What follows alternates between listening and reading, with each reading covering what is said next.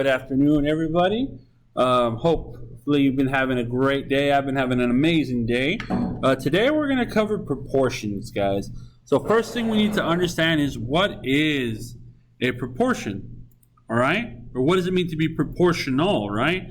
So here I have this picture of Sonic, right? I'm going to go ahead and give it a dimension. Let's say 10 inches by 8 inches. Now, if I asked you to draw this on your sheet of paper in the exact dimensions, you may actually have a hard time because that's pretty big. 10 inches by 8 inches is pretty big. To draw it on your paper, it would be pretty hard. So what can we do?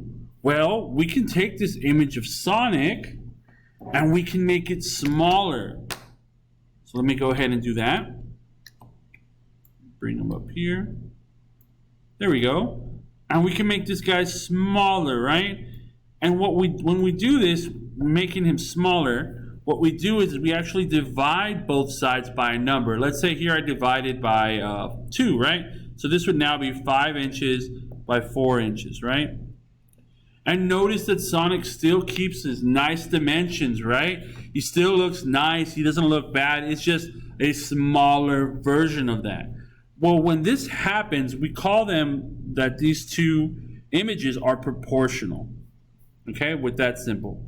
Let me go ahead and give you an example of something that's not proportional, okay? So let's go ahead and look at Sonic again. Let's bring him back up to size a little bit so he's bigger, right? And say that I only want to edit his height, right? Well, look what happens to this image when I start making Sonic smaller. Notice how the image gets crushed or squished. We would say that this is not proportional. And the same can be said about taking only the width, right? So again, so you know what I'm doing. I'm only expanding the width here. And look at what happens to this image of Sonic. He is no longer proportional to the original image because he's a lot wider, right? He's más gordito. He's a little bit bigger just from the width. His height hasn't changed, but his width has. So that means that it's not proportional to the original image, guys. So that is like a visual representation of proportions. So let's go ahead and look at what the mathematical representation of proportions are. So title your paper, Solving Proportions. All right? So we need to recall here what a proportion actually is. Well, it's just two ratios or two fractions that are equal to each other. Right? Call this a proportion. Another thing that we need to recall, guys, is that if I do have a proportion or two fractions equal to each other, it is the same or they're equivalent if I take the reciprocal. So 2 over 1 is equivalent to 10 over 5.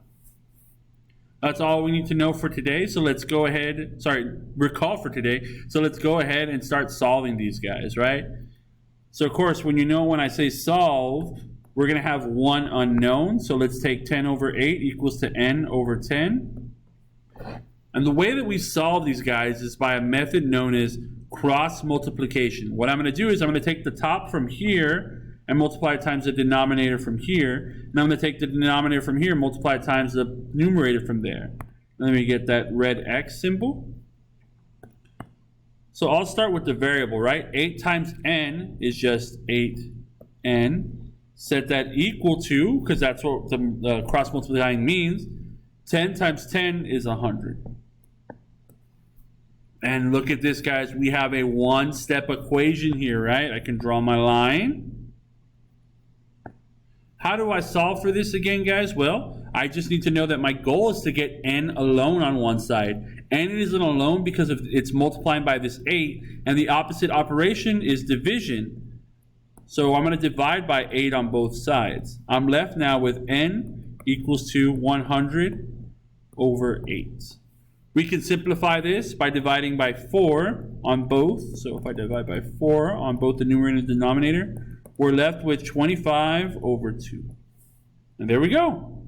We found out what n is in our proportion. Let's try one more. Just this time we're going to have our variable in the denominator. So that's 7 over x equals to 8 over 7. Same thing, guys. Some of you may call this the butterfly method, right? Because you can see it's a butterfly. All we're doing, guys, is we're multiplying one numerator times the denominator and vice versa and setting it equal. So 7 times 7 is 49, and we're setting it equal to 8 times x, which is just 8x. All right, guys, to solve this, all we have to do is draw a line down the middle. Notice that I can divide by 8 there, divide by 8 on both sides. X is set left alone, so now we just have 49 over 8, and we're done. There we go, guys. That's 2 examples.